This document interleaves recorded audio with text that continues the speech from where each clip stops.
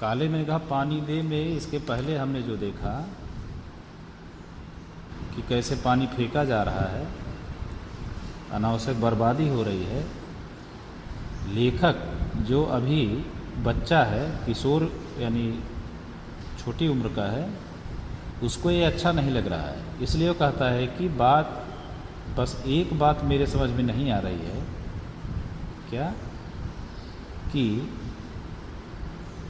जब चारों ओर पानी की कमी है, कठिनाई से पानी इकट्ठा करके रखा गया है, तो लोग बाल्टी भर भर करके इनके ऊपर फेंक क्यों रहे हैं?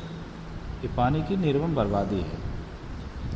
तर्क उसका सही है, क्योंकि जब उल्टे पानी की कमी है तो फिर ये पानी फेंकना कहाँ की समझदारी है ना? तो ये अब तक इसके पहले जो दिखाया गया वो दरअसल समाज का लोक विश्वास है अपनी परंपरा पर, अपनी जो समाज में जो प्रचलित चीज़ें हैं उन पे वो विश्वास है कि ऐसा करने से पानी बरसेगा। लेकिन उसे विज्ञान के तर्क पे समझें तो यहाँ पे विज्ञान का तर्क आ रहा है कि ये पानी की बर्बादी है। अगर हम खुद सोचें कि एक तरफ पानी वैसे भी कम है, फेंकने से पानी बरसेगा जिसका कोई तालमेल आपस में नहीं है, तो वही विचार ये रख रहा है। देश की कितनी क्षति होती है, नुकसान होगा, इस तरह के अंधविश्वास से ध्यान रखिए।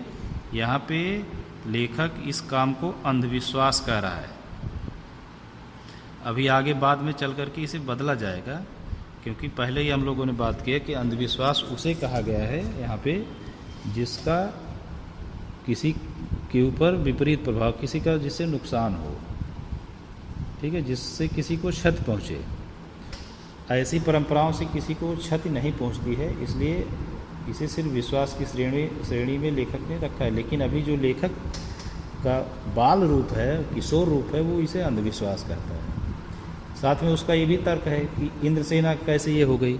अगर ये वास्तव में इंद्र की सेना होती तो इंद्र से कह करके पानी दिलवा देती, पानी फेंकवाने की क्या जरूरत थी? इसलिए वो मानता है कि ये सब पाखंड है, यानी दिखावा है, अंधविश्वास है। और उसने ये भी कहा कि इन्हीं अंधविश्वासों के कारण हमारी स्थिति क्या हो गई, क्या स्थिति हो गई है? अंग्रेजों के संदर्भ में क्या बताया कि अंग्रेजों बिल्कुल हम लोग पिछड़ गए, अंग्रेजों के गुलाम बन गए, ऐसी मान्यताओं की वजह से, ऐसे ही उल्टे सीधे विचारों की वजह से। तो ये यहाँ जो अभी हम लोगों ने पढ़ा, ये वास्तव में उसका अपना तर्क है ना, बच्चे का। और साथ ही क्योंकि यहाँ दो पक्षों का लेखक ने द्वंद्व दिखाया है, तो एक पक्ष सामाजिक मान्यता का है और दूसरा पक्ष विज्ञान के तर्क का है, ठीक ना?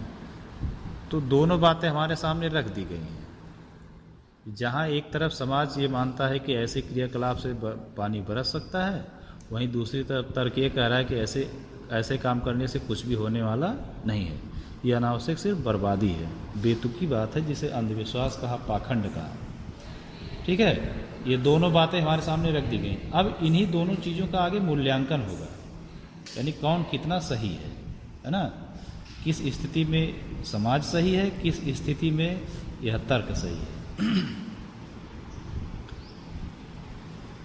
तो आगे एक पैराग्राफ है, उसको पढ़ेंगे हम लोग। अपने बारे में लेखक बता रहा है कि हम कौन है, हमारी स्थिति क्या है। ये पूजा नाम से कौन है भाई? पूजा,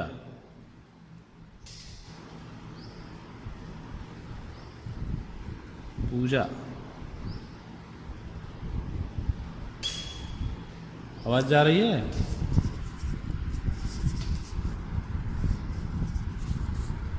हाँ, तो यहाँ पे इसलिए लेखक ने कहा कि मैं आर्य समाजी संस्कार का हूँ, कि जहाँ पर मैं इन पाखंडों का, ऐसे क्रियाकलापों का विरोध करता हूँ। और दूसरी, वो उपमंत्री है किसी चीज़ का। किस चीज़ का उपमंत्री बना है लेखक? कौन बताएगा भाई? नहीं, कुमार सुधार सभा पूरा नाम है उसका, है ना? कुमार सुधार सभा जो ग्रुप बना है, उसका नाम है कुमार सुधार सभा। कुमार यानी बच्चों की सुधार, हाँ, बच्चों की सुधार सभा, इसलिए उसका नाम है कुमार। उसका ये उप मंत्री है। अब ये उप मंत्री है कुमार सुधार सभा का, जिसका काम ये सुधारना, सामाजिक अंधविश्वासों पाखंडों का सुधार करना। आर्य समाजी विचारधारा से है, उसका भी काम है पाखंड अंधविश्वास का विरोध करना, ठीक है ना। तो ऐसे में कह रहा कि हमारे अंदर समाज सुधार का जोश कुछ ज़्यादा ही था। मतलब ये बताने की बात कर रहा है कि हम इन सब क्रियाकलापों का विरोध क्यों कर रहे हैं। तो वही चीज़ अपना कारण बता रहा है, क्योंकि हम कुमार सुधार सभा से जुड़े हैं, हम आर्य समाजी हैं, इसलिए इन सब चीज़ों का हम विरोध करते हैं। देखिए आगे लिखा भी कि अंधविश्वासों के खिलाफ तर्कस में तीर रखकर घूमता रहता था। तर्कस क्या होता है? तर्कस क्या होता है? महाभारत के पात्र हों या रामायण के पात्र हों जो तीर धनुष चलाते हैं, है ना, तो पीछे तीर रखने की जो जगह होती है उसको तर्कस कहते हैं, जिसमें तमाम प्रकार के तीर या बाण रखे जाते थे। तो यहाँ पे अपने लिए जो बताया कि अंधविश्वासों के खिलाफ तर्कस में तीर रखकर घूमता था, इसका ये मतलब नहीं है कि वो तर्कस लेके और धनुष बाण लेके घूमता था, ऐसा नहीं है। यहाँ तीर से मतलब है विचार से, है ना, तर्क से। वो अंधविश्वासों के खिलाफ तमाम तर्क लेकर के घूमता रहता था। अगर कोई बहस करना चाहे तो तमाम प्रकार के तर्क वो दे सकता था, इसलिए लिखा कि तर्कस में तीर रखकर घूमता था। ये अपनी स्थिति बता दी। अब यहाँ से आगे हम देखेंगे एक दूसरी पात्र आ रही हैं जो इन विश्वासों की समर्थक हैं, जो ये पानी फेंकने वाला या इस तरीके से काम हो रहा है उनकी समर्थक हैं, जीजी, जिनको जीजी कह रहा है। कौन है जीजी? करें रिश्ते में कोई नहीं लगती, ठीक है। उम्र कितनी है? करा हमारी माँ के समान लगभग उम्र है, लेकिन अपने परिवार के सदस्यों को छोड़ करके वो सबसे ज़्यादा प्यार हमें करती हैं, ठीक है। इसलिए लिखा प्राण मुझी में बसते थे। अब स्थिति देखिए विपरीत है, इसलिए लेखक दो कैरेक्टर लेकर आया है। एक तरफ लेखक है जो अंधविश्वास का विरोध करता है, दूसरी तरफ जीजी हैं जो इन अंधविश्वासों की समर्थक हैं, ठीक है। अब स्थिति लेखक के सामने बड़ी उहापोह वाली है कि जिन जिन बातों का वो विरोध करता है उन्हीं चीज़ों का जीजी समर्थन करती हैं। लेकिन लेखक की स्थिति ये भी है कि वो जीजी की बात का विरोध भी नहीं कर सकता। ये भी बात है कि जीजी ने अगर कह दिया कि ऐसा करना है तो वो मजबूरन लेखक को वह काम करना है, भले वो उस चीज़ का विरोध करता हो विचार से, लेकिन कर्म से वह काम उसको करना ही करना। जैसे आगे उदाहरण दिया, ठीक है, कि जब भी कोई पूजा पाठ होगा, कोई रीति रिवाज, कोई तीज त्यौहार, पूजा पाठ, उसमें लेखक को जीजी सम्मिलित जरूर करती थी। इसलिए लिखा कि पूजा अनुष्ठानों की खान, किसको खान कहा गया है? जीजी को। खान क्या होता है भाई?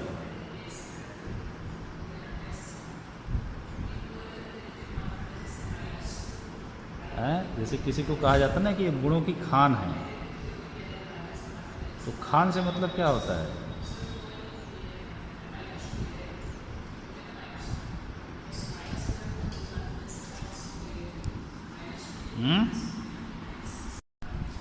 कोई भी गुण किसी व्यक्ति के अंदर अधिक मात्रा में पाया जाता है तो कहा जाता है कि भाई इसका वो खान है, ठीक है ना, अधिकता के संदर्भ में। तो यहाँ जीजी को तीज त्योहारों, पूजा अनुष्ठानों, रीति रिवाजों की खान कहा गया है।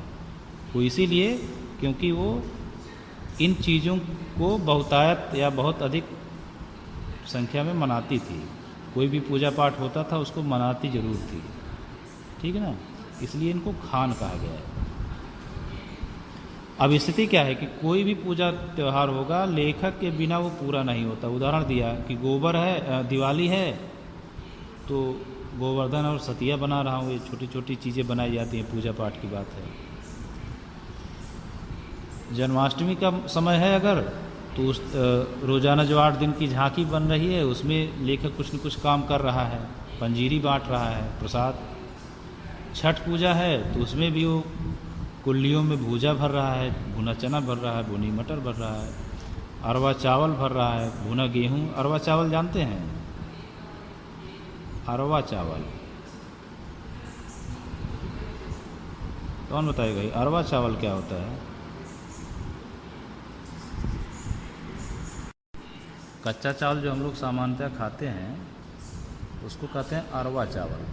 पूजा पाठ में इसका इस्तेमाल होता है, क्योंकि गांव में पहले धान को उबाल करके फिर उसका चावल बनाया जाता था, उसको कहते थे भुजिया चावल। जो भुजिया नमकीन आप लोग खाते हैं उसी तरीके से है, भुजिया चावल होता था पहले।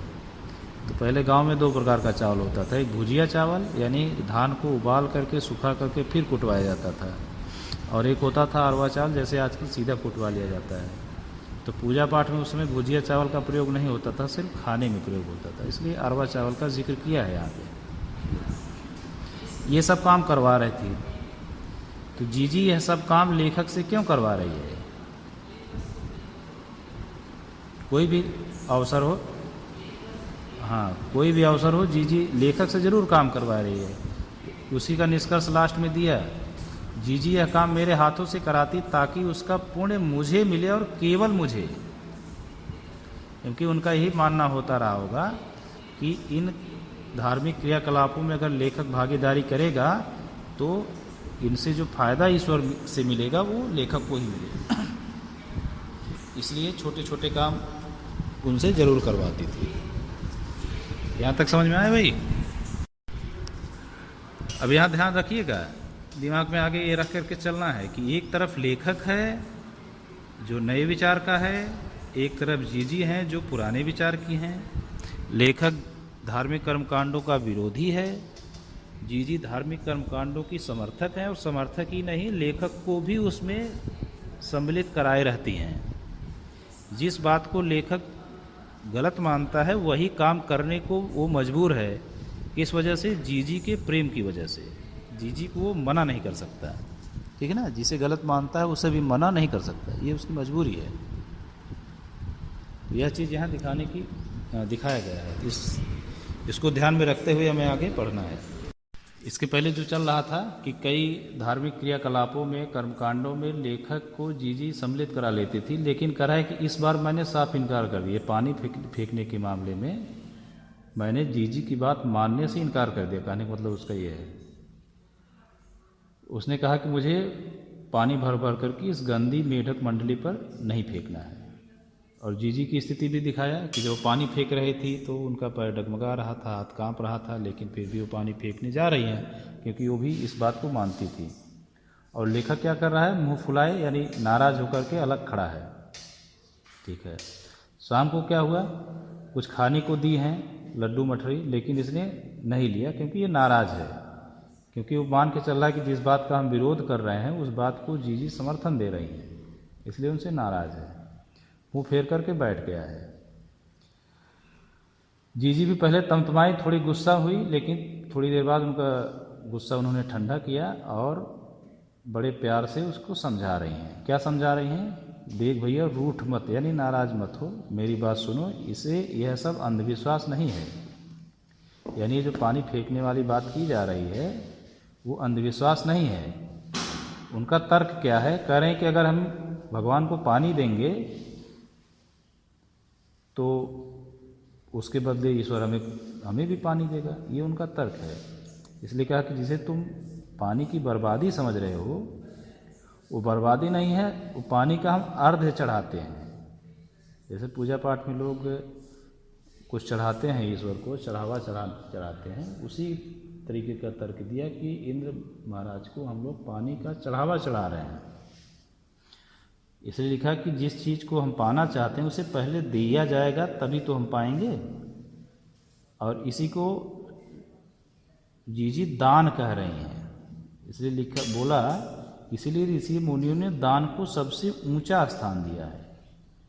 तो मेढक मंडली पर पानी फेंकने को जीजी दान कह रही हैं। क्यों?